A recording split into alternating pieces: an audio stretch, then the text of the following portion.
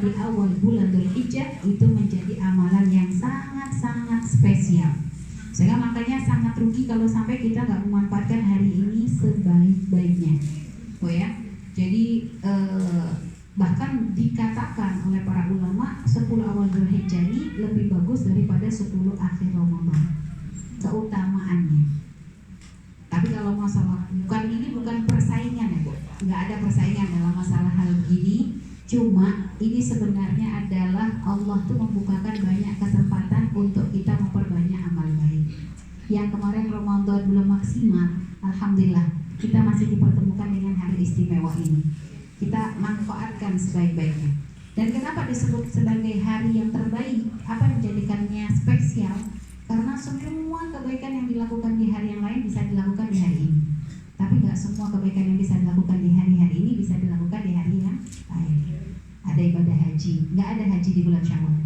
Bahkan di Ramadan pun nggak ada. Kalau umroh ada, tapi haji hanya khusus di bulan Dzulhijjah. Dan ini waktunya sekarang saudara-saudari kita sudah mulai banyak yang berangkat menuju Arafah ya.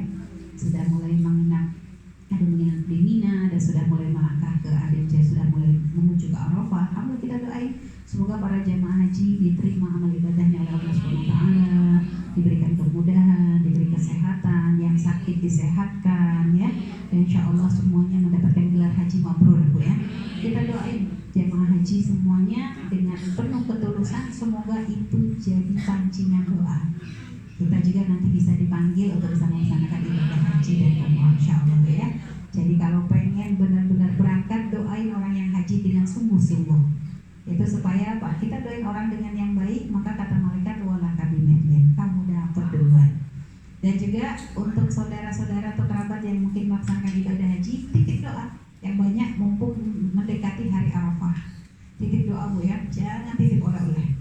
Titip doa yang banyak sudah. Jangan pesan air zam-zam lah, jangan abaya, sudahlah, jangan bikin repot orang haji. Ibu kalau pengen nitip bilang gini, kalau mereka nawarin, ibu bilang saya nggak mau nitip, pengen ngambil sendiri ke sana, gitu lah. Jadi kalau pengennya begitu dikabul nanti sama Allah. Gak usah nitip air zam-zam, saya pengen langsung nyeruput langsung di situ sudah. Ibu yang langsung di kerannya sudah. Jadi nggak usah pakai dibawain pakai botol, pas ibu ngangap di bawahnya kerang itu sudah sepuas-puasnya sudah. Ya, terus apalagi ya sudah Bu, model baju orang Indonesia tuh paling nggak kalah-kalah dengan yang lain, ya. Memang paling pintar orang Indonesia bikin model gitu. Jadi nggak usah pusing ya, kita pokoknya bikin ringan orang yang berangkat haji. Ini kemarin memang kami pesankan di mana-mana karena subhanallah Bu, kadang di sini tuh kita punya Indonesia, di Indonesia tuh ada tradisi yang kadang bikin berat orang haji. Benar loh Bu, haji termahal tuh orang Indonesia. Karena haji ada walimah safarnya. Udah gitu nanti pulangnya harus bawa oleh-oleh lagi. Ya makanya kan ada pasar jamaah haji, toko jamaah haji di Tanah Abang tuh gara-gara apa? Banyak orang mesti nyari oleh-oleh beli di Indonesia. Udah gitu masih senang lagi nitip, padahal belinya juga di Tanah Abang. Itu bikin repot ya Allah. Gak usah dibebani. Bahkan kami sering menyarankan, ayolah bikin perubahan. Jangan orang yang mau haji lagi yang selamatan, kitanya yang di Indonesia yang mau ditinggal inilah yang nyelamatin mereka. Misalnya di satu kampung kayak satu komplek ada 3 orang, ayo udah bikin rame-rame sumbangan semuanya untuk nyukurin kok gak enak untuk syukuran gitu, syukuran yang mau berangkat haji sambil ngedoain bareng gitu kan enak. Jadi mereka gak usah modal banyak. Sekarang belum haji naik harganya, belum bekal untuk di sananya, belum bekal untuk ninggalin keluarganya, masih walimah safarnya, kadang harus pakai nyembelih sapi 2 lah, belum lagi nanti untuk oleh-olehnya berapa puluh juta itu nanti. Kasihan banget gitu loh Bu. Kadang kalau nggak mampu jadiin omongan lagi, wah juga bisa selamatan ya. Ada aja kadang makhluk-makhluk hidup yang seperti itu yang komennya tuh pedes ya Allah, ngalah-ngalahin cabai rawit level 10 gitu Bu ya. Ini heran kadang kita tuh dengan manusia-manusia yang selalu nyinyir gitu ya. Tolonglah jaga lisan Bu ya. Jangan suka komentarin, apalagi orang yang mau beribadah haji, mau beribadah umroh, mau melakukan hal-hal baik. Kita jaga lisan kita biar selamat Bu ya. Dan selanjutnya ada lagi amalan istimewa yaitu kurban Bu ya. Ini unik. Ibu tolong tenang karena suaranya ini karena tempat tertutup ya. Baik. Jadi ini ada buku kurban. Ini ibu kalau pengen nanya seputar kurban komplit ada di sini. Ini yang ngarang suaminya Umi Fairuz, ya. Nggak usah disebut ya, Bu ya. Kalau nggak kenal kelewatan. Ini masya Allah Bu. Ibu kalau pengen nanya masalah kurban, gampang banget, banyak banget di sini permasalahan hal-hal berkaitan kurban ya. Ini kurban juga termasuk amalan istimewa di hari-hari ini. Khususnya nanti Bu ya. Kami menyarankan di mana-mana yang bisa berkurban, ayo berkurban. Pakai onta kalau bisa, kalau nemu. Kalau nemu, ya kalau nggak nemu sapi, ya Bu ya. Dan juga, kalau ternyata nggak bisa juga, jangan ngambil di kebun binatang ontanya. Ini dikejar polisi gitu ya. Udah gitu, kalau nggak bisa pakai sapi atau kerbau, bisa pakai kambing. Disesuaikan semua dengan kemampuan. Tapi pun ini Bu ada, ini dalam pembahasan fikih kurban sebenarnya nggak ada. Cuma ini sering kami sarankan di mana-mana. Bagi siapapun yang nggak bisa berkorban dengan onta, sapi atau kambing, maka tolong di hari raya tersebut jangan sampai kita menjadi orang yang tidak bisa berbagi. Berbagilah dengan apa yang kita mampu. Pakai ayam kalau nggak bisa, pakai kambing. Tapi nggak bisa dibilang kurban Bu. Jangan ngarang ada kurban ayam ya, tidak ada. Ila yaumil kiamah nggak ada kurban ayam. Cuma ini ngelatih untuk kita sodako. Umi ayam katanya lagi naik. Ibu gara-gara ayam ini Bu ya. Katanya lagi pada demo ayam naik nih, gimana ya sudah. Ibu nggak bisa beli ayam, ikan apa nih? Ikan terserah, ikan pindang ikan bandeng. Kalau nggak lele kayak pokoknya bagi-bagi deh. Gitu loh Bu, intinya gitu. Nggak bisa ikan juga, alasannya apa lagi? Ikan lagi susah nih, kemarau, nggak tahu ikannya lagi nggak dapat di laut misalnya. Sudah pakai telur. Nih telurnya juga lagi naik. Astagfirullah. Pakai burung. Pakai apa saja yang bisa Bu, tempe kayak tahu kayak bolet kayak lah. Intinya hari itu berbagilah dengan apa yang kita mau. Karena orang bertakwa itu bukan cuma sedekah yang gede. Orang takwa itu yunfiquna fisarra wa dharra. Yaitu mereka yang berinfak dalam keadaan senang, dalam keadaan susah gitu loh. Jadi gelar takwa ini loh yang pengen kita kejar. Karena takwa bukan hanya untuk orang kaya, orang fakir pun ada bagiannya. Bahkan Sayyidina Uwais Al-Qarni kan kami ceritakan sedekahnya pakai apa? Makanan yang di depan sampah. Karena beliau pun makannya itu. Beliau tuh makan ngambil dari tempat sampah, yang pantas dipilah, yang setengah pantas dipilah, yang pantas dibagiin ke orang. Lihat, dalam keadaan fakir, makan tempat sampah, mikirin orang lain. Sambil berkata, ya Allah, ini yang mampu aku lakuin. Cuma bisa ngasih makan dari tempat sampah ini. Tapi dipilih yang paling pantas. Jadi nanti di akhirat jangan aku dihisap gara-gara masih ada hambamu yang kelaparan. Lihat. Segitunya, hidupnya sendiri susah tapi masih mikirin orang fakir yang lain. Insya Allah kan kita gak ada yang makan dari tempat sampah. Masih ada makanan layak. Sediaan di kulkas lebih banyak lagi. Abu ya, jangan-jangan korban tahun depan yang tahun lalu masih nyimpen lagi. Parah ini Bu ya. Kemarin ada yang nanya, Umi gimana ya, Umi saya dosa enggak? Saya korban yang tahun lalu tuh ternyata masih ada di kulkas. ya mubadirnya dosa dong. Bukan masalah itu korban, apa saja mubadir situ ada dosanya, Bu ya. Jadi kenapa kalau dibagikan lebih manfaat, Bu ya. Baik, para ibunda itu kurban ya, dan tidak masih harus jantan, boleh betina, Bu ya.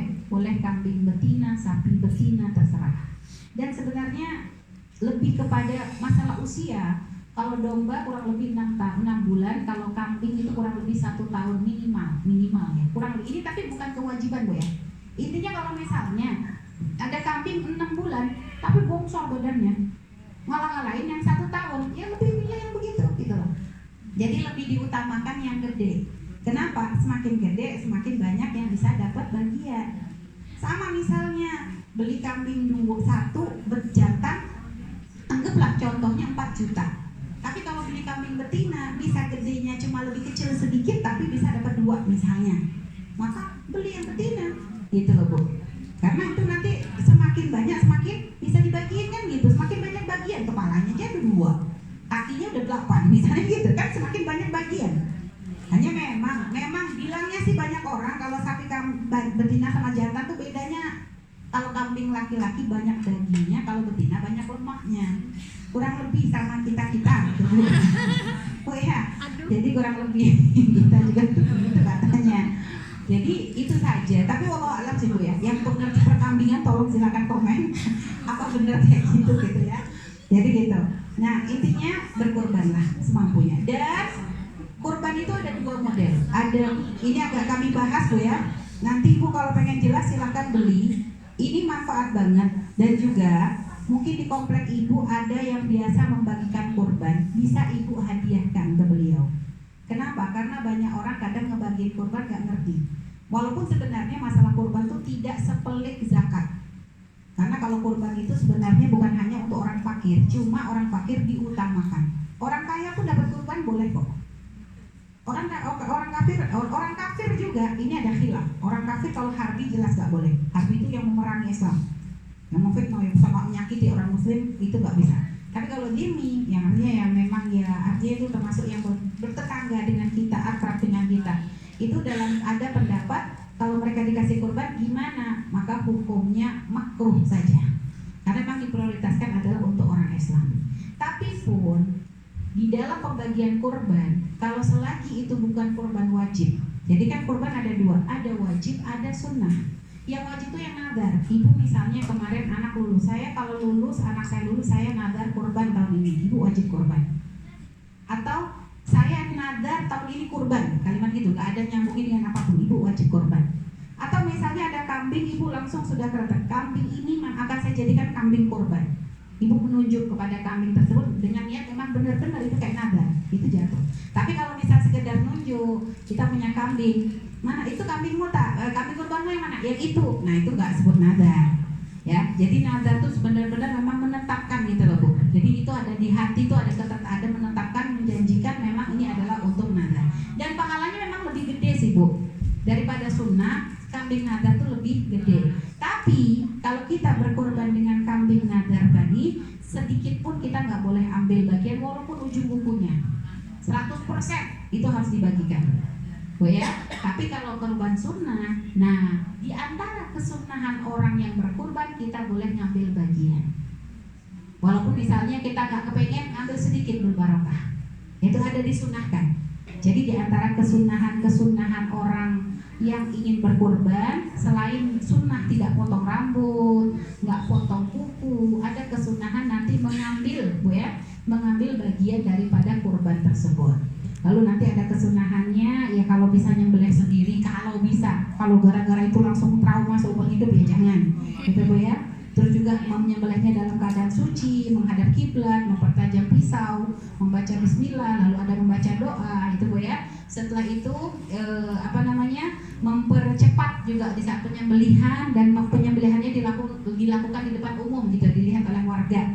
Untuk syiar juga itu Bu ya. Dan tadi boleh mengambil bagian daripada kurban tersebut untuk yang berkorban sunnah.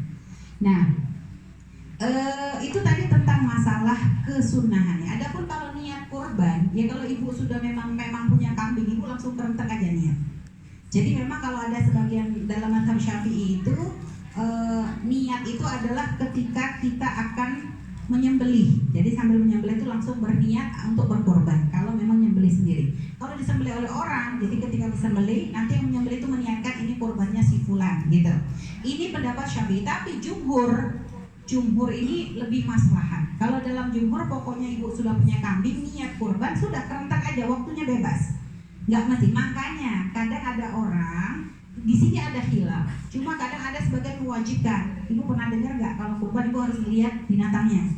Nah, jadi itu tidak ada. Dari itu sunnah saja untuk melihat itu. Jadi ada khilaf. Kalau memang bisa melihat, kalau nggak usah dipaksain.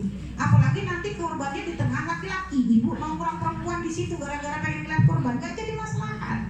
Itu loh Bu ya. Jadi sudah dicukup kerentak niat, saya niat berkorban sudah. Itu saja, itu sudah cukup. Jadi seperti itu Bu ya. Baik. Adapun nanti apakah boleh menjual daging korban? Menjual daging korban itu tidak boleh, tapi jangan salah paham. Menjualnya itu maksudnya seperti apa sih? Kalau kita jatah daging korban kita, Umi dapat kilo. Lalu setelah itu Umi udah sering terima ke Umi, nggak tahu Umi, misalnya Umi lagi nggak pengen makan daging nih, Umi jual, gimana? Boleh, itu punya Umi kok. Yang nggak boleh itu gimana maksudnya? Ini banyak orang salah paham. Yang nggak boleh itu menjadikan korban yang diberikan itu dijual. Maksudnya contohnya gini, Pak tolong potongin kambing saya, ini kambing kurban saya, upahnya kepala ya. Nah itu loh, itu nggak boleh. Jadi menjadikan bagian dari kurban itu untuk upah. Upah itu kan berarti bayaran, namanya menjual. Gitu loh Bu.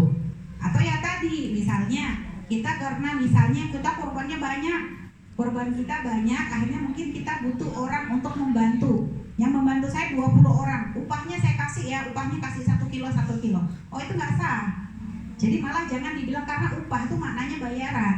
Jadi kalau memang membagi, memang itu jatahnya mereka. Saya memang pengen ngasih mereka, memang jatah mereka dapat kurban. Kan yang membantu juga boleh dapat kurban. Yang kaya aja tadi boleh kok. Jadi yang membantu itu pun boleh dapat kurban.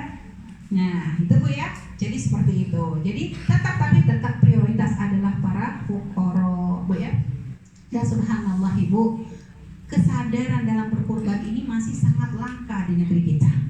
Di negeri kita tuh bukan kekurangan orang kaya. Orang kaya banyak, tapi yang sadar keutamaan berkorban itu sedikit.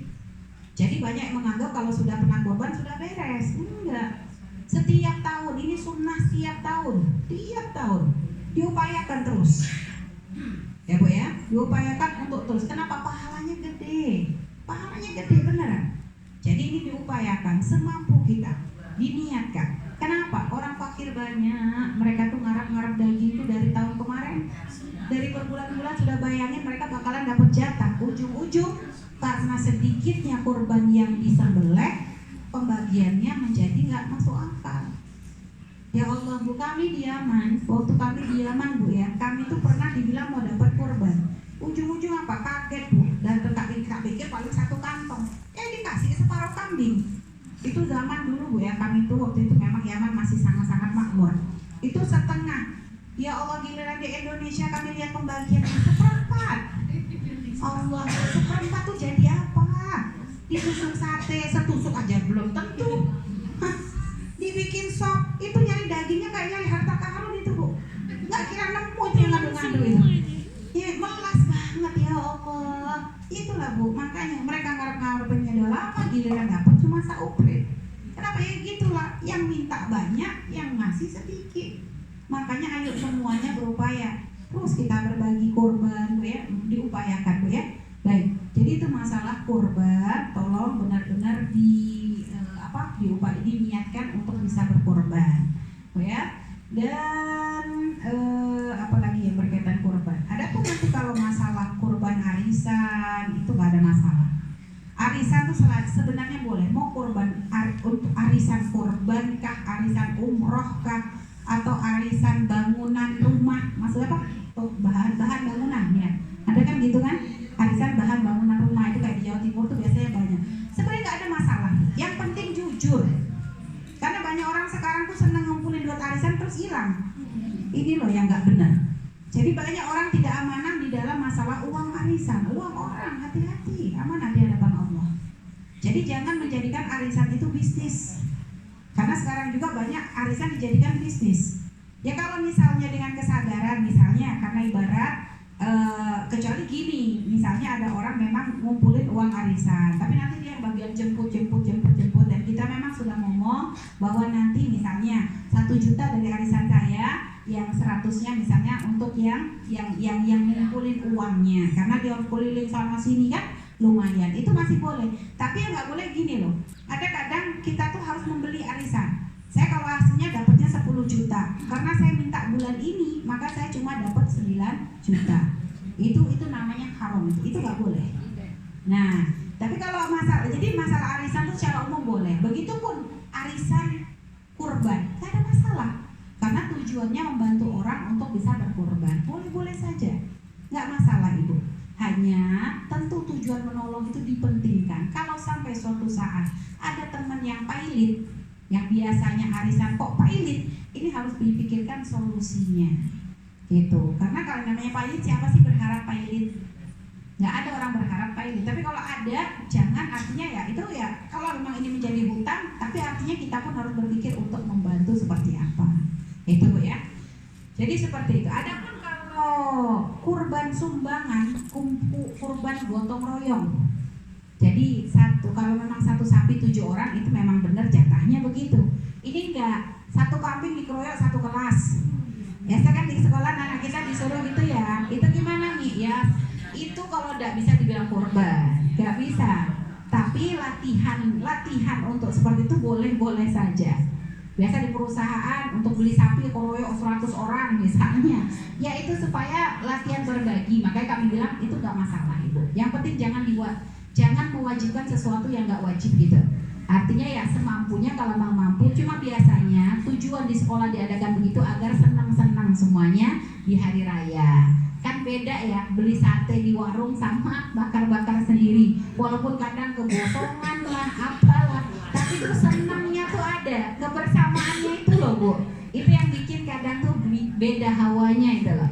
Nah Bu ya. Dan seperti itulah memang sebenarnya tujuan diadakannya kurban, untuk membahagiakan semua orang di hari tersebut, agar semua orang bisa merasakan nikmatnya makan enak gitu loh Bu. Ya Bu ya. Baik para ibu yang soleha, ini untuk berkaitan dengan masalah kurban. Terus ada lagi yang istimewa di hari 10 awal Dzulhijjah, yaitu hari Arafah. Bu ya, bagi saudara kita yang haji, maka inti dari haji itu adalah Arafah. Karena dikatakan haji Arafah itu ya gitu, maksudnya utamanya memang Arafah itu yang memang paling spesial. Walaupun rangkaian haji gak akan bisa sempurna dengannya kecuali dengan yang lainnya. Cuma memang inti itu di Arafah. Nah, adapun kita yang kita tidak bisa kumpul di Arafah, ada kesunahan kita untuk berpuasa. Kalau yang haji kan gak sunah puasa, tapi kalau kita yang di sini disunahkan puasa. Jadi jangan sampai terlewati. Dari 1 sampai 10 disunahkan puasa semampunya, tidak dipaksakan. Tapi diutamakan untuk tanggal 9 diupayakan jangan sampai tidak berpuasa. Upayakan. Walaupun hukumnya sunnah, pahalanya gede. Dan bagi yang haid jangan kecil hati. Kami selalu mengingatkan, orang haid itu bukan, ya itu sudah ketetapan Allah. Tinggal kalau misalnya ibu dapat haid pas di hari Arafah, tetap berbuat baik di hari tersebut. Nggak bisa puasanya, tapi bisa muliain orang yang puasa. Makanya kadang kita ngoprek-ngoprek, ayo bikin nasi bungkus. Karena kebetulan biasa di beberapa tempat ada bukber. Nggak mesti di Al-Bahjah. Kalau di tempat ibu ada bukber, duluin yang dekat. Jangan sampai nanti lari ke Al-Bahjah tetangganya bukber malah nggak peduli. Kalau memang ada acara bukber kampung, ya kampung kah, di masjid kah, di musola atau apa, ibu ramaikan. Ikut berbagi di situ dengan makanan yang paling pantas. Kenapa? Ngasih makan orang yang puasa Arafah. Nah itu subhanallah, itu satu hal yang harus kita prioritaskan. Kita pengen benar-benar, apalagi sudah puasa, masih ngasih makan orang yang puasa lagi, pahalanya gede. Karena berbagi makanan begitu, itu kan pahalanya gede. Makanya sampai kata Nabi dalam masalah berbagi makanan itu semampunya. Sampai waktu itu ada orang fakir nangis, ya Rasulullah, jangankan mau ngasih makan orang, ngasih makan diri kami sendiri aja gak mampu. Kata Nabi itu berlaku bagi siapa saja yang bisa ngasih, misalnya 1 teguk susu juga bisa, atau 1 gelas air putih pun bisa. Artinya jangan sampai kita tuh intinya cuek gitu loh. Kalau dengan hal-hal baik begitu, jangan sampai kita tuh jadi egois. Intinya Nabi tuh selalu ngajarin kita kefakiran, jangan menjadikan kita kikir.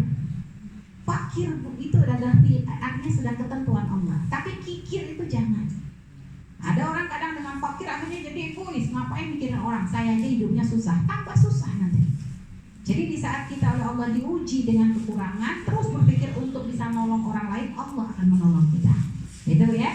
Jadi seperti itulah keutamaan 10 awal Dzulhijjah. Insyaallah semoga semua kebaikan-kebaikan bisa dilakukan. Dan terutama para ibunda yang solehah. Sering kami kadang menyampaikan di mana-mana ini, jangan jadi orang yang tertipu. Ada orang yang tertipu, yang kadang begitu mendengar ada perintah begini banyak, ini adalah amalan istimewa, akhirnya kadang sibuk dengan amalan-amalan yang sunnah tapi melupakan yang wajib. Maksudnya apa? Jadi kadang ada yang sibuk pengen karena di sini ini adalah amalan istimewa nih, akhirnya malamnya sampai nggak tidur setiap hari puasa. Tapi kadang ada hal-hal yang wajib yang ditinggalkan. Apa? Berbakti ke orang tua kadang masih cuek. Masalah bakti ke orang tua belum diprioritaskan. Dengan suami masih berantem aja kerjaannya. Suruh lembut sama suami susahnya minta ampun, tapi sholatnya semalaman. Tapi besoknya perang lagi sama suami. Tiap ngomong nyelekit, Udah gitu kadang segitu lah bu, kadang puasa rajin, masya Allah. Tapi sama tetangga gak ada yang aman kupingnya tetangga tuh. Ada yang dikomentari, yang bajunya lah, kendaraannya lah, anaknya lah, setiap hari berantem. Ya bu ya, ini kan biasa ada orang-orang model begitu.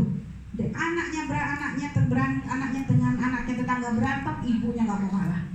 Subhanallah, ini loh bu, orang yang lupa diri. Makanya urusan masalah berbuat baik ini bukan hanya urusan memperbanyak ibadah, karena kebaikan itu maknanya luas. Sambung silaturahmi ibadah, berbakti kepada orang tua itu juga ibadah yang luar biasa, membahagiakan suami juga ibadah, berbuat baik dengan tetangga ibadah, menjaga lisan juga adalah ibadah. Itu ibadah itu, dan gede pahalanya. Memuliakan tamu itu adalah ibadah. Banyak, jadi sangat-sangat luas, jangan dipersempit. Apalagi urusan masalah hubungan baik dengan manusia, itu tolong diperhatikan. Karena kita gak bisa masuk surga dengan hanya bisa bersujud kepada Allah, tapi kita zalim sama manusia. Gak bisa ibu, gak bisa. Karena agama kita ini agama yang benar-benar membawa rahmat. Tidak hanya menjadikan kita orang yang egois, hanya sibuk membaguskan urusan dengan Allah, tapi kita nggak bisa berbuat baik kepada sesama manusia. Insya Allah bu ya. Jadi terus kita perbaiki perilaku kita, akhlak kita, ya bu ya. Kita jaga lisan kita, khususnya kepada orang tua, kepada suami, kepada tetangga, kepada kerabat, kepada sahabat. Dan mumpung kita berada di hari istimewa, minta maaf nanti, siapa tahu lisan kita pernah terucap sesuatu yang mungkin menyakitkan orang lain. Harus kita ini membiasakan diri untuk menjadi orang yang insyaf, tuh ya, selalu merasa oh iya. Kadang kita tuh kan nggak sadar, mulut kita itu kan nggak ada remnya kadang bu ya. Kecuali kalau memang kita punya iman, rem kita tuh iman. Tapi kadang pun dengan iman masih aja keceplosan. Makanya kadang sering minta maaf, ya bu ya. Kalau lagi kumpul kayak begini nih, jadikan momen-momen untuk minta maaf. Karena siapa tahu ini namanya manusia, lupa nggak sadar, maksudnya guyon, tapi orang lain sakit hati. Ya, tanpa kita sadari, pengennya mungkin hanya apa gitu, tapi orang lain anggapnya beda. Intinya tetap sadar diri kita bu ya, untuk terus bisa menjaga hati orang lain, ya bu ya. Salamatul lisan itu sendiri adalah sesuatu yang sangat-sangat luar biasa, harus benar-benar kita jaga. Karena banyak orang itu masuk neraka gara-gara lisannya, na'udzubillah. Banyak ibu, dan semoga kita terjaga dari fitnah tersebut ya, dari dosa tersebut. Semoga Allah terus membaguskan urusan kita dengan Allah, membaguskan urusan kita dengan Rasulullah, membaguskan urusan kita dengan umat Nabi Muhammad SAW. Baik ya. Baik, itu yang ingin kami sampaikan. Dan terus sedikit tambahan bil barokah bu ya. Kita di kajian di tempat Ka'afat ini, kita kan memang akan membahas tentang sirah ya, sejarah Rasulullah SAW. Seingat kami gitu ya, dulu ngajar di sini ini udah sampai pembahasan pernikahan Nabi dengan Sayyidah Khadijah. Ya, waktu itu sudah pernah kita ceritakan. Dan sedikit bil barokah untuk istiqomahnya majelis, kita tambahkan sedikit di akhir ini sejarah. Kita ingin mengenal lebih jauh tentang Rasulullah SAW. Jadi kita akan membahas kisah tentang Rasulullah sebelum diangkat menjadi nabi. Oh ya. Jadi Nabi sebelum Rasulullah sebelum diangkat menjadi nabi itu sekitar kita ambil mungkin usia 35 tahun. Oh ya. Jadi sekitar 35, karena Nabi itu menikah dengan Sayyidah Khadijah itu 25 tahun, di usia 25 tahun. Nah, Nabi diangkat menjadi Nabi di usia 40 tahun. Dan sama pernikahan dengan Sayyidah Khadijah itu memang Nabi sangat-sangat bahagia. Sayyidah Khadijah benar-benar menjalankan peran sebagai seorang istri yang sangat-sangat solehah. Ya. Dan ada memang Nabi itu memang sejarah perjalanan hidup Nabi itu oleh Allah itu sudah ditata sedemikian mungkin. Karena apa yang terjadi pada Nabi ini nanti akan menjadi sesuatu yang akan dilihat kembali oleh umat. Sehingga makanya benar-benar oleh Allah itu dijaga, Nabi dijauhkan dari kemaksiatan, dari hal-hal yang tidak baik. Dan Nabi pun di kalangan masyarakat Quraisy itu dikenal orang yang sangat-sangat amanah.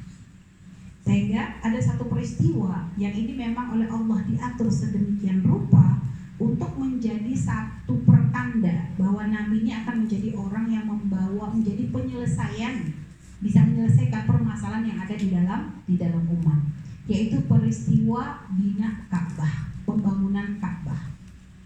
Jadi Ka'bah itu, Bu, di dalam sejarah Islam, Ka'bah itu pernah dibangun itu sebanyak 4 kali.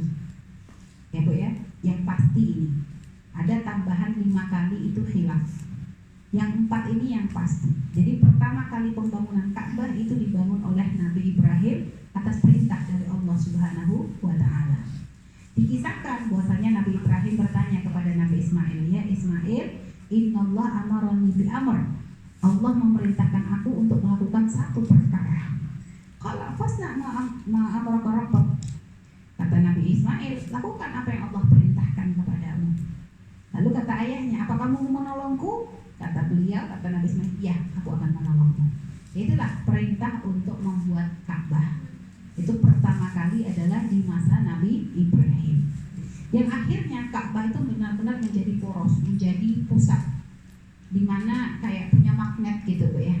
Karena punya magnet, karena subhanallah Ka'bah yang ada di langit ini juga ada juga ya, katanya dikatakan bahwa di akhirat juga di langit ya, bukan bahasa di langit itu bukan berarti benar-benar di langit Bu ya. Maknanya ada yang namanya juga Baitul Ma'mur. Kalau kita kan Baitullah, misalnya Baitul Ma'mur, yang itu juga seperti Ka'bah yang ada di dunia, hanya saja Baitul Ma'mur itu dikelilingi oleh para malaikat yang setiap hari tidak kurang dari 70.000 malaikat yang akan bertawaf di tempat tersebut. Dan terus berganti satu malaikat yang pernah. Jadi dari 70.000 itu kebayang, dari mulai diciptakannya Baitul Ma'mur, setiap malaikat yang sudah pernah tawaf tidak akan mengulanginya kembali. Jadi 70.000 itu terus bergantian. Berarti kalau ditanya jumlahnya malaikat seperti apa, nggak bisa dihitung, Allah yang tahu. Itu Bu ya. Jadi begitupun Ka'bah itu kan termasuk keistimewaannya. Kan selalu ada orang yang bertawaf. Bahkan ketika Covid pun tetap ada kok ya. Tetap ada. Bahkan keadaan Covid selalu ada orang yang bertawaf. Karena itu sudah ditetapkan seperti itu oleh Allah Subhanahu wa Ta'ala. Nah, sampai akhirnya subhanallah, karena Ka'bah itu kan menjadi tempat yang dispesialkan. Akhirnya ada sebagian orang tuh kadang ya gitu Bu, ngalap barokah tapi kebablasan. Akhirnya banyak mencuri apa-apa yang ada di Ka'bah. Karena dulu memang di dalam Ka'bah itu kan diletakkan berhala-berhala. Jadi waktu itu kan sudah mulai ada pergeseran akidah.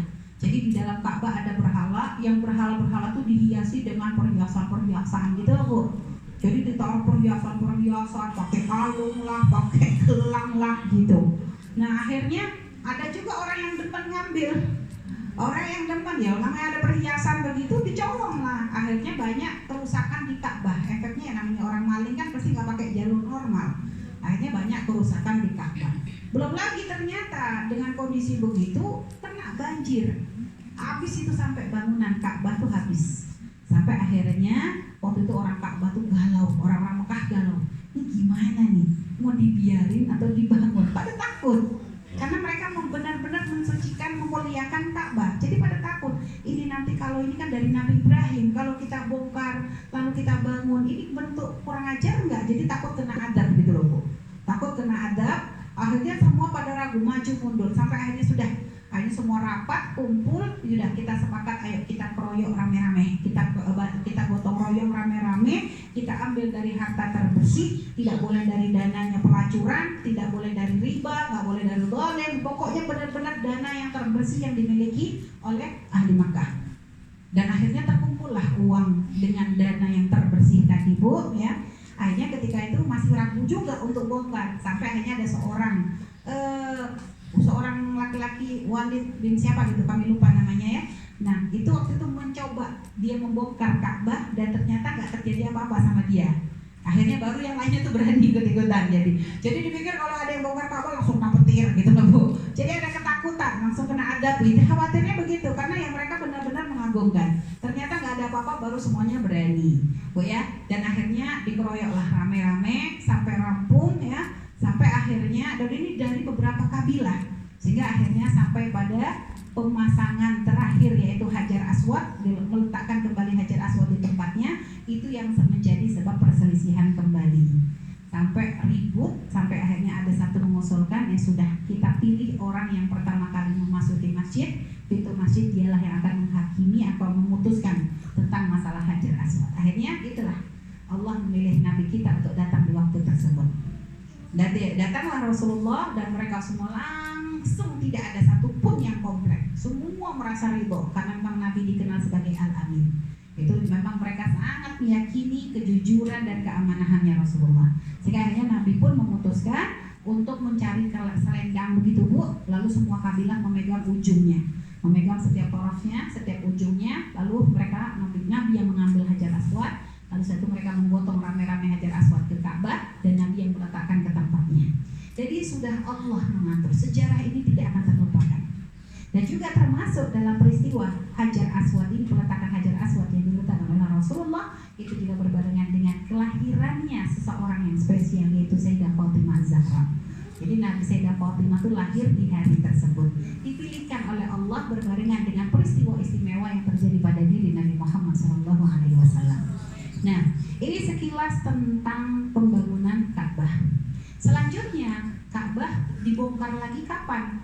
Ini terjadi pada pemerintahan pada masa pemerintahannya Yazid ibn Muawiyah. Jadi setelah Sayyidina Hasan itu diracun, Bu ya, sempat mungkin peristiwa Karbala, pembunuhan Sayyidina Husain. Ini kan memang yang sempat memimpin itu kan adalah putra dari Muawiyah, yang memang orang yang ya kalau sudah berbuat zalim sama cucu Nabi ya nggak bisa salah dicelaka ya, Bu ya.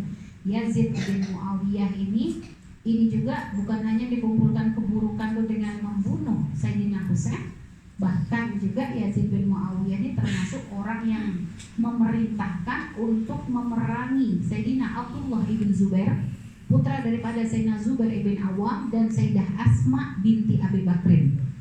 Jadi Sayyidah Asma binti Abi Bakrin punya putra bernama Abdullah bin Zubair, yang ini termasuk anak yang ketika beliau lahir yang masuk pertama kali ke mulutnya adalah air ludahnya Nabi Muhammad SAW. Ini jadi Yazid ini marah dengan Sayyidina Abdullah bin Zubair karena waktu itu kebetulan Sayyidina Abdullah bin Zubair yang menguasai Makkah. Akhirnya Yazid memerintahkan pasukannya untuk memerangi Sayyidina Abdullah bin Zubair, sampai akhirnya pasukan dari Yazid itu ternyata malah melempari Ka'bah itu dengan apa istilahnya tuh kayak bom atau apalah Bu, sampai Ka'bah tuh hancur ya, sampai Ka'bah hancur. Ada yang mengatakan itu di bawah pemerintahan seorang ya pemimpin perang di situ, yaitu Hajjaj.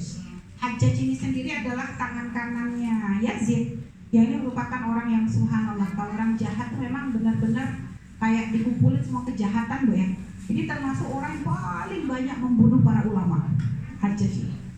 Makanya sampai pernah suatu hari adik daripada Khalifah Umar bin Abdul Aziz, ketika beliau bertemu dengan Hajjaj, dia mengatakan kepada Hajjaj, sungguh demi Allah, jika bukan karena Allah ingin mengumpulkan keburukan pada dirimu, tidak akan Ka'bah hancur di tanganmu. Jadi kayak untuk merendahkan itu loh Bu. Artinya memang Allah tuh kalau ingin menghancurkan hambanya, walaupun seakan-akan dia punya kekuasaan, tapi ternyata diberikan kemudahan untuk berlaku zalim. Nah Hajjaj Yazid ini sama satu paket ya. Jadi akhirnya hancurlah Ka'bah di tangan di bawah, waktu itu dihancurkan oleh pasukannya Yazid. Dan akhirnya setelah Ka'bah hancur, Sayyidina Abdullah bin Zubair ini pun bertanya waktu itu, mengajak orang-orang bermusyawarah ahli Makkah, apa yang harus kita lakukan? Apakah kita bongkar ulang, ataukah apakah kita hanya memperbaiki yang rusak, atau kita bongkar ulang lalu kita bangun lagi? Akhirnya sempat ada usulan perbaiki yang rusak saja. Tapi akhirnya Sayyidina Abdullah bin Zubair berpikir, kalau rumah kita hancur, kira-kira apakah yang akan kita perbaiki hanya yang rusak atau kita perbaiki dari awal? Beliau berpikir, kalau ini adalah rumahku, aku akan memperbaiki dari awal. Apalagi jika ini adalah rumah Allah, maka akan memperbaiki dari awal. Akhirnya beliau pun langsung memperbaiki dari awal. Sampai akhirnya beberapa setelah itu, ternyata setelah rampung pembangunan Ka'bah oleh Sayyidina Abdullah bin Zubair, akhirnya Sayyidina Abdullah bin Zubair akhirnya dibunuh juga oleh Hajjaj itu Bu ya. Beliau wafat dalam keadaan syahid Bu ya. Dan subhanallah, setelah itu Ka'bah ini sempat waktu itu pemerintah yang setelah Yazid ini mengetahui bahwa ini dibangun oleh Sayyidina Abdullah bin Zubair, maka ditanyakan apakah akan diulang pembangunannya atau seperti apa. Tidak, mereka mengatakan enggak, hanya ada sesuatu yang disempurnakan. Jadi ya walaupun ya pemerintah ada yang nggak beres, tapi kadang kepada rumah Allah ini mereka masih sangat-sangat menghormati. Sampai akhirnya berikutnya lagi pada pemerintahan Khalifah siapa itu adalah pembangunan yang keempat berarti Bu. Itu waktu itu ada kerusakan sehingga akhirnya ada pemugaran lagi kepada Ka'bah. Hanya berikutnya sempat ada yang ingin merubah lagi, maksudnya pengen diperbaharui lagi. Sampai akhirnya ada seorang ulama memberikan nasihat, tolong jangan jadikan Ka'bah itu sebagai mainan. Jangan sampai setiap pemimpin punya inisiatif untuk memperbaharui Ka'bah, maka itu akan menghilangkan wibawanya Ka'bah. Jadi kayak setiap pemerintah punya hukum sendiri, kayak program apa sih, kayak kurikulum belajar tuh, ganti menteri ganti kurikulum. Dari sama kan jadi kan dulu kan gitu ya. Jadi ya Ka'bah tuh jangan dibikin mainan. Jangan kalian tuh sebagai para pemimpin pengen menunjukkan kekuasaan, merasa kalau sudah punya kuasa bebas untuk mengobrak-ngabrik Ka'bah gitu loh. Akhirnya setelah itu sudah tidak ada pemugaran, tidak ada pembangunan lagi, hanya mungkin pembenahan setiap waktunya sampai seperti saat ini Bu ya. Jadi itu karena memang Ka'bah ini adalah tempat yang menjadi porosnya umat Islam seluruh dunia, karena menjadi satu poros umat Islam seluruh dunia, dan Allah yang menjaga Ka'bah. Sehingga begitu pun sampai ketika Abrahah datang pun dengan pasukan gajahnya, itu pun tidak bisa menghancurkan Ka'bah. Karena waktu itu suatu keyakinan yang dimiliki oleh kakek daripada Nabi Muhammad SAW, ketika beliau mendengar bahwasanya rombongan pasukan bergajah datang untuk menghancurkan Ka'bah. Saat itu malah beliau sibuk menggembala kambing. Sampai orang protes, kan beliau kan dianggap pemimpin Makkah waktu itu. Kok bisa kamu tuh, Ka'bah katanya mau dihancurkan, kok kamu malah sibuk menggembala kambing? Kata beliau, kambing ini aku adalah yang punya, jadi aku yang harus ngurus. Ka'bah itu Allah yang punya, Allah yang akan mengurusnya.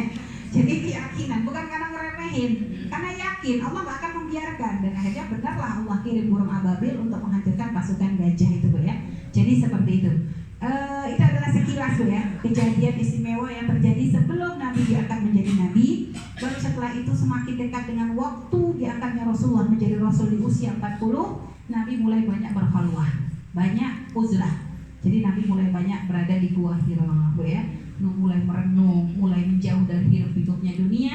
Dan itu memang sunnatullah yang selalu terjadi pada para nabi.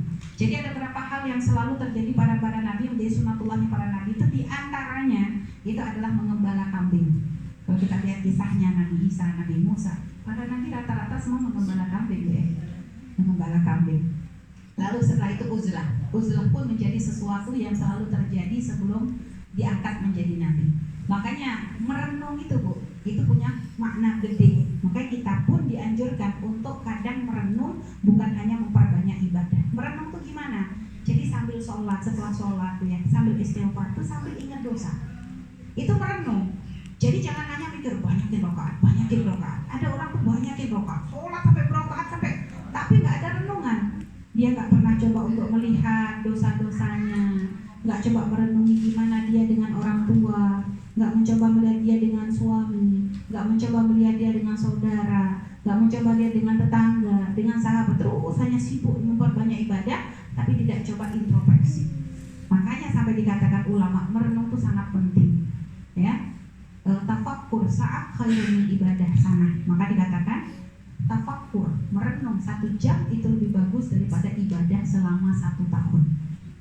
Karena jika ibadah tanpa dibarengi renungan, bisa saja menjadikan orang itu tertipu, menjadi orang sombong, bangga dengan ibadahnya. Tapi dibarengi dengan renungan bukan melamun, tapi renungan ini mengintrospeksi diri, mencoba melihat dosa-dosa kita, aib kita, jangan aibnya orang, aibnya kita. Aib kita yang kita lihat, kita bongkar habis diri kita di hadapan Allah. Kita lihat dosa ya Allah, mulutku, mataku, telingaku, perilakuku, terus kita, aku. Jangan ngelirik orang lain. Kalau melihat orang kita harus banyak husnudzon. Kalau melihat ke diri ini loh yang harus kita gedein. Supaya apa? Kita ada upaya untuk terus memperbaiki diri, Bu ya. Jadi seperti itu. Insya Allah akhirnya di usia 40 Allah pun memberikan wahyu kepada yang pertama kepada Nabi Muhammad SAW. Itu adalah ketika beliau berada di Gua Hira. Hanya memang ada peristiwa yang memang luar biasa tuh ya, adalah yang pelajaran dari peristiwa uzlahnya Nabi di Gua Hira itu adalah kesabaran yang dimiliki oleh Sayyidah Khadijah, seorang istri yang ditinggal suaminya uzlah, tapi tidak pernah mengeluh, nggak ngomel, nggak apa, beliau selalu mendukung setiap langkah Nabi. Bahkan beliau pun berupaya untuk bisa mengirim makanan ke Rasulullah. Bu, nggak kebayang ya, Gua Hira itu sekarang kita tempuh saja nggak mampu. Waktu itu ingat tahun 2011 bisa naik, alhamdulillah sampai ke atas itu ya. 2011 itu sempat naik, itu 2.500 kaki memang. Orang Indonesia jarang di situ, paling jarang. Yang paling sering itu orang Mesir, kuat. Udah tua-tua tuh kuat, lincah lagi, heran itu. Makan apa mereka tuh? Orang Indonesia itu paling sering di bawah ngeliat foto-foto selesai. Paling sering orang Indonesia itu paling update foto aja soal semangat. Kalau suruh naik itu paling sedikit. Kebetulan waktu itu kami agak lama, jadi ada kesempatan ya untuk naik ke atas itu. Ya Allah Bu, itu banyak nangis benar. Kenapa? Bukan mikirin apa ya Bu? Mikirin Sayyidah Khadijah bawa makanan. Nggak ada tangga loh ya. Gimana beliau jalan dari rumahnya saja ke bawah Gua Hiranya aja udah jauh, naik lagi ke atas bawa makanan, bukan untuk suami yang lagi nyangkul loh ya, bukan untuk suami yang lagi cari nafkah, lagi makan, no. Segitunya perjuangan itu yang bikin kita tuh ngerasa ya Allah, kita ini kadang hanya gara-gara ada istri gak dikasih jatah kurang aja ngomel, hanya karena kadang suaminya ngasih mertuanya gak ngasih dia, udah perang. Kan banyak yang kayak gitu. Allah Rabbi, itulah Bu, makanya subhanallah aja. Itu yang bikin kita tuh merasa terharu banget. Gak ada tangga, gak ada siapa-siapa yang nolong, bawa makanan, naik ke atas. Di usia beliau yang keberapa itu? Karena jaraknya dengan Nabi itu 15 tahun.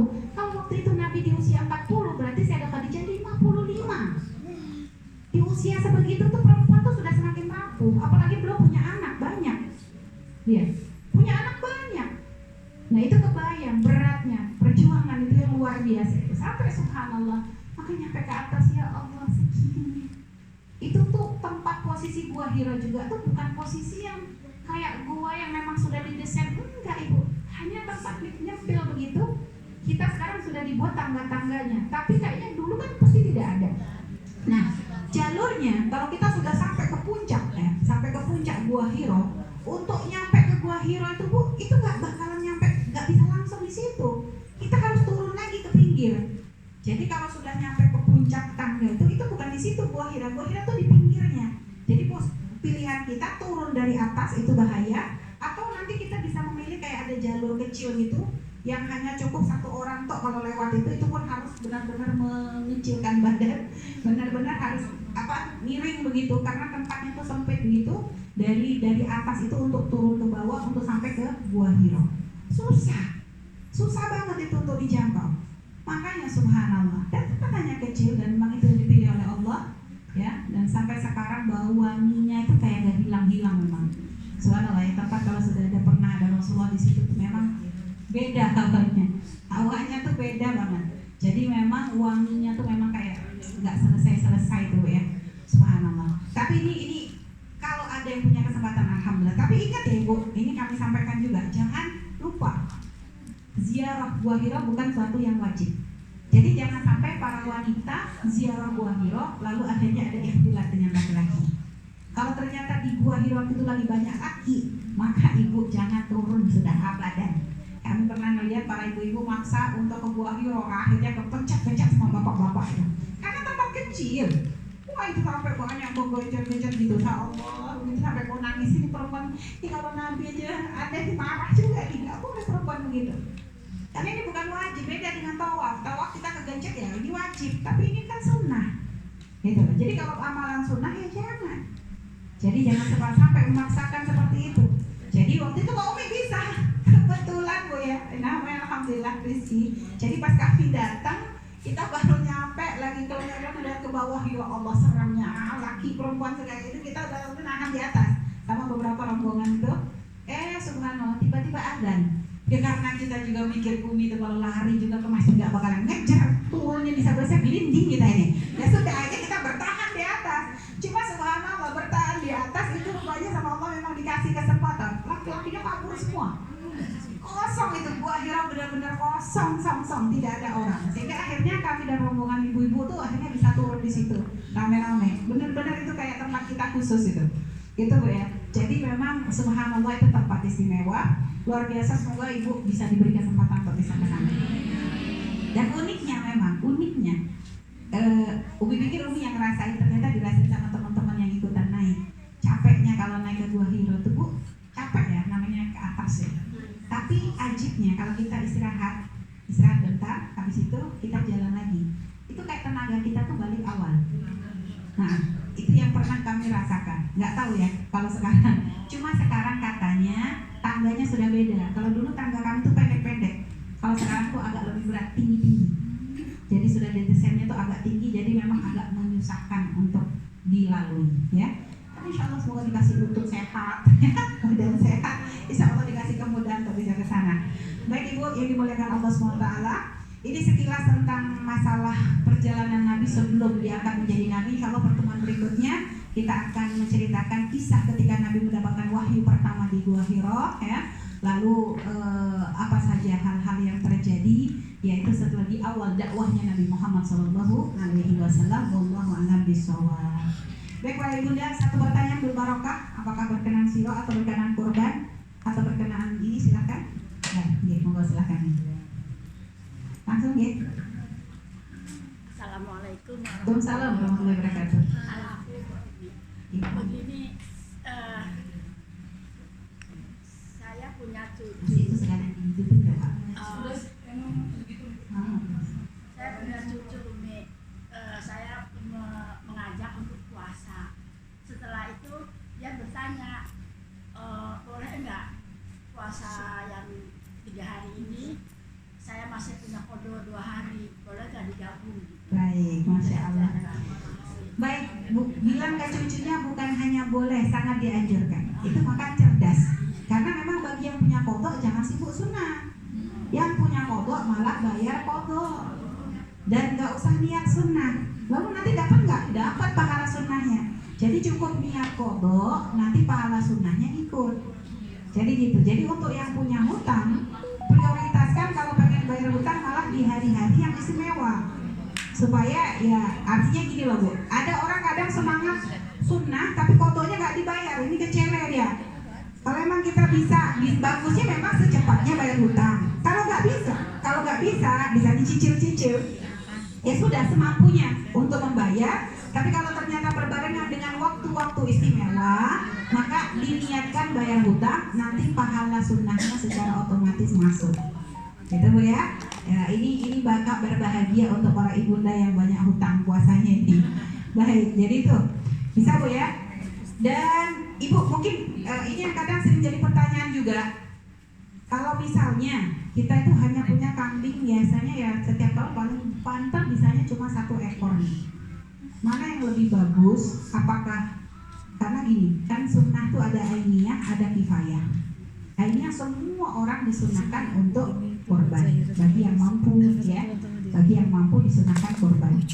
Nah kalau ternyata tidak mampu semuanya, misal satu keluarga hanya bisa 1, maka itu nanti secara otomatis yang lainnya sudah dapat sunnah kifayah. Nah pertanyaannya misalnya gini, kalau misalnya kepala keluarga kan yang memberikan kepala keluarga, lebih bagus gimana? Apakah setiap tahun diniatkan atas nama kepala keluarga atau digilir? Misalnya, ya walaupun yang beli tetap bapaknya, tapi tahun ini digilir bapaknya, istrinya, misal punya anak 3, 1, 2, 3, atau udah bapaknya aja sudah yang beli, yang lainnya dapat kifayah. Maka gimana? Bebas. Mau bapaknya terus boleh, mau digilir juga boleh, biar senang semuanya ngerasain pernah berkorban, itu juga boleh. Jadi seperti itu Bu ya. Intinya kalau bisa satu-satu orang 1 ya, tapi kalau nggak bisa ya sudah 1 keluarga minimal bisa menyembelih 1 ekor. Ya Allah alhamdulillah. Assalamualaikum warahmatullahi wabarakatuh.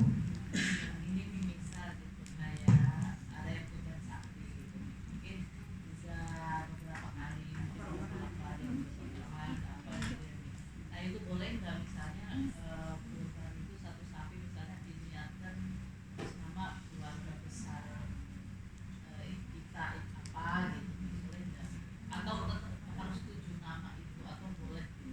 Ya, jadi gini, makanya tadi kami katakan ada ininya, ada kifayah. Jadi kifayah tuh kayak secara otomatis aja. Jadi misalnya satu sapi tadi, gitu ya. Jadi kayak Nabi itu pernah menyembelih satu kambing, ini adalah sembelihanku dan sembelihan ahli baitku. Jadi kayak otomatis itu yang keluarga tuh pada ngikut. Jadi walaupun misalnya sudah diberi keluarga sudah semuanya, karena kan emang walaupun sudah semua tiap tahun kan emang kita sunnah juga. Jadi kita ulang-ulang tuh nggak apa-apa. Tapi kita niatkan untuk keluarga besar kita, itu nggak masalah. Pahalanya adalah untuk keluarga besar. Jadi tetap aja orangnya, karena memang tiap tahun memang kita sunnah. Jadi jangan makanya termasuk kesalahan tuh karena kadang merasa saya sudah berkali-kali merasa kayak gak sunnah. Enggak, setiap tahun sunnahnya sama. Pahalanya tidak berkurang sedikit pun, artinya keutamaannya tetap sama. Jadi mau kita ngulang sampai berpuluh-puluh kali selagi kita mampu, diupayakan. Karena selagi memang kita punya kemampuan, sunnah itu kita. Sunnahnya adalah kita. Nah, adapun kalau ternyata untuk yang meninggal gimana nih? Tidak ada korban untuk orang meninggal. Tidak ada untuk korban orang meninggal. Korban itu didahulukan yang hidup. Terus gimana caranya orang tua saya meninggal? Ya Allah, kan gampang. Tinggal ini korbanku ya Allah dan kirimkan pahalanya untuk orang tuaku, dapat kan? Gitu lah. Tapi kalau ternyata pengen diberikan kepada yang meninggal, kalau memang sudah berlebih, misalnya pengen yang meninggal, ya nggak apa-apa, tapi jatuhnya ya sedekah gitu loh. Jadi tetap diutamakan adalah untuk yang hidup. Jadi makanya diulang-ulang berpuluh-puluh kali sampai yang selagi kita mampu, nggak masalah. Berarti namanya nggak harus cuma 7. Nah, 7 itu adalah memang berkorban, tapi nanti dikerentekan ini sekalian ini artinya ya secara otomatis keluarga itu masuk gitu. Keluarga itu kifayahnya tuh akhirnya kayak satu keluarga dengan satu orang yang menjalankan ini kebagian semuanya gitu loh. Kebagian sunnahnya tuh kebagian dapat gitu loh Bu. Jadi seperti itu. Jadi tetap namanya kita ulang-ulang kita pun nggak ada masalah karena memang setiap tahun kesunahan kita tidak berkurang. Apalagi kalau memang ternyata kita punya kemampuan maka sunnah. Karena sebagian menurut madhab Hanafi berkorban itu wajib. Menurut madhab Hanafi berkorban wajib. Sehingga makanya di dalam madhab kita itu sunnah. Kenapa? Kurban ini termasuk amalan yang diwajibkan kepada Nabi Muhammad SAW. Jadi semua amalan yang diwajibkan untuk Nabi maka sangat dianjurkan untuk umat. Kayak duha, witir itu kan wajib untuk Nabi. Kita nggak wajib, tapi sangat-sangat dianjurkan. Makanya itu ya, makanya tiap tahun jangan pernah bosan untuk berkorban karena memang kesunahannya tidak akan pernah berhenti. Selagi kita punya kemampuan, maka saat itu tetap disunahkan kita untuk berkorban. Wallahu a'lam bishawab. Baik para ibu dan dimuliakan Allah Subhanahu wa taala, ini saja. Cukup ya? Baik. Afwan. Baik ibu ya, kita tutup dengan doa keberkahan karena sudah siang. Insya Allah kita minta kepada Allah. Tadi doa sudah sangat komplit dari apa yang kita baca di Hafal Rasulullah. Insya Allah kita minta kepada Allah semoga apa yang kita baca dan kita pelajari menjadi sebab pengampunan dosa-dosa kita, menjadi sebab dibukakannya pintu kebaikan buat kita dunia akhirat, menjadi sebab kita semakin mudah untuk taat kepada Allah, menjadikan kita semakin mudah untuk membaguskan ibadah kita kepada Allah SWT. Semoga kita terus diberikan kemudahan untuk menjalankan syariat Nabi Muhammad SAW. Semoga Allah memberikan kemudahan kepada kita untuk menjauhkan diri dari dosa, menjauhkan diri kita dari segala kemaksiatan. Semoga Allah membimbing kita untuk menjaga lisan kita, menjaga telinga kita, menjaga mata kita, menjaga hati kita dari segala kemaksiatan, menjadikan Allah mereka. Dan semoga amal-amal kebaikan yang kita lakukan di hari-hari istimewa menjadi amalan yang diterima oleh Allah Subhanahu wa taala. Dan semoga Allah berikan kepada kita kesehatan zahiran dan batinan. Dan semoga Allah berikan kemudahan kepada saudara-saudari kita yang sedang diberi nikmat untuk bisa melaksanakan ibadah haji dan umrah. Semoga Allah berikan kesehatan, kemudahan. Siapapun yang sakit, Allah angkat sakitnya. Allah terima amal ibadahnya dan menjadi sebab keselamatan mereka dunia akhirat. Dan semua kita pun dipanggil oleh Allah untuk bisa melaksanakan ibadah haji dan umrah, menjadi tamunya Allah, menjadi tamunya Rasulullah SAW. Dan semoga kita terus diberikan kemudahan untuk membuka pintu-pintu kebaikan dengan apa yang kita mampu. Dan semoga Allah jaga keluarga kita, Allah jaga orang tua kita, Allah jaga rumah tangga kita, Allah jaga anak keturunan kita, Allah jaga masyarakat kita. Allah kabulkan semua hajat kita, Allah kabulkan rezeki kita dengan rezeki halal penuh berkah. Allah tutup dari pintu haram, Allah tutup dari pintu haram. Dan semoga berkat majelis yang mulia ini, Allah jadikan kita semuanya ikhlas istiqamah. Allah panjangkan umur kita dalam ta'asyidul akhir. Dan semoga ketika kita kelak akan menghadap Allah Subhanahu wa taala, kita bisa menghadap dalam keadaan yang terbaik, dalam keadaan Allah ridho, dalam keadaan dosa kita diampuni, dalam keadaan kita tidak berbuat zalim kepada siapapun. Husnul khatimah, husnul khatimah, husnul khatimah. Al-hadina filati salihah barakati habib syafi'ina maulana sayyidina Muhammad sallallahu alaihi wasallam. Al-Fatihah. Iya kan?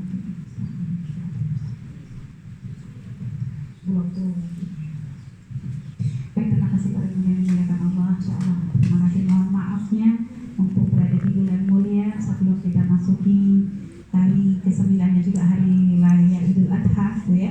Insyaallah kita kali mohon maaf yang sebesar-besarnya. Mohon doanya selalu kita tutup dengan doa penutup majelis. Subhanallah wa bihamdika, asyhadu an